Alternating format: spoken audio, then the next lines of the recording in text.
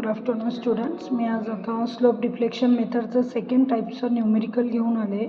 Both ends are simply supported. आता आपल्याला न्यूमेरिकलमध्ये दिसतंय ए सपोर्ट, बी सपोर्ट आणि सी.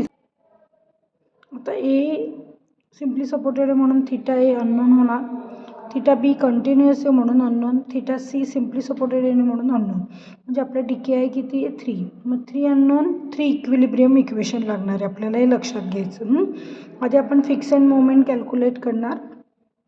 फिक्स अँड मोमेंटचे स्टँडर्ड फॉर्म्युले जे मी ऑलरेडी पेजवर माझ्या यूट्यूबच्या पेजवर फॉरवर्ड केले ती गो थ्रू करा. त्यात आपल्याला आता जेव्हा इसेंट्रिक लोड आहे तेव्हा आपला फॉर्म्युला आहे MFAB WAB² / L² and moment B2A - WA²B/L².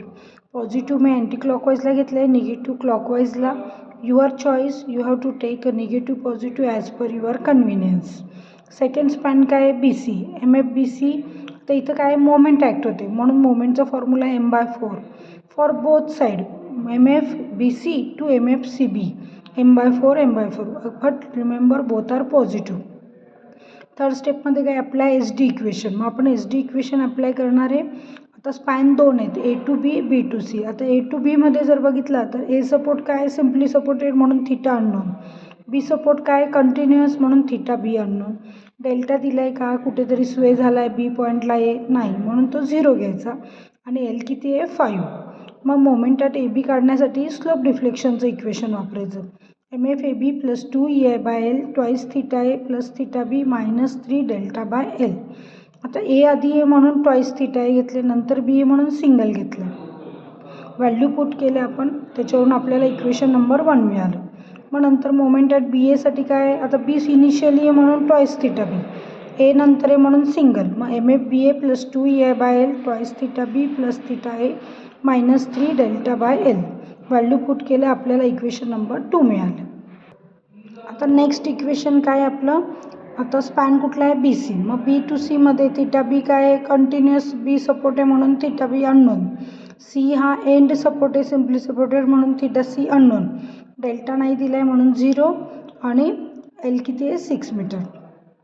मग परत मोमेंट ॲट BCचा फॉर्म्युला घेतला MFBC + 2EA/L twice theta B + theta C - 3 डेल्टा/L.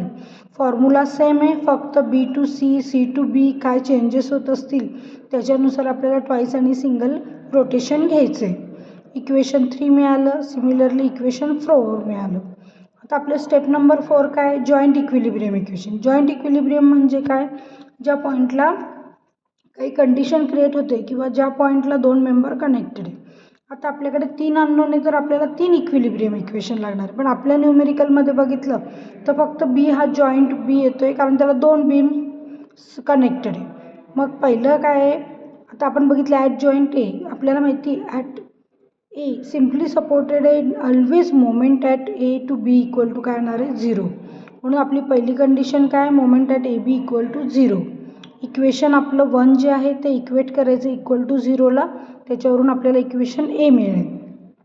दुसरं जॉईंट इक्विलिब्रियम काय येणार आहे, तर सेंटरचा पॉईंट आहे B म्हणून B to A + moment B to C = 0. हे इक्विलिब्रियम कंडिशन.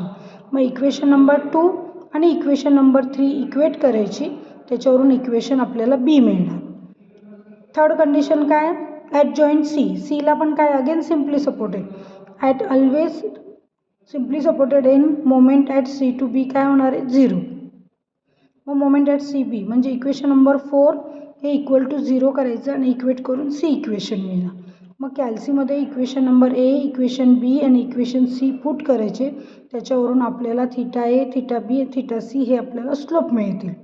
नंतर हे स्लोप मिळाल्यावर you can put the value theta A, theta B and theta C in equation number 1, 2, 3 and 4. Then you will get the answer. आपण त्यात put केले value. मग आता आपल्याला माहिती आहे fix and moment at AB ही 0च येणार आहे. व्हॅल्यू पुट केल्यावर ही 0 आली. B to A - 15.67. आता B to A आणि B to C equilibrium condition create करते जॉईंट, म्हणून ऑलवेज दोघांचे मोमेंट सेम येईल, only magnitude is same, only direction is opposite. एक पॉझिटिव्ह येणार आहे तर एक निगेटिव्ह. आणि moment at C to B again simply supported आहे.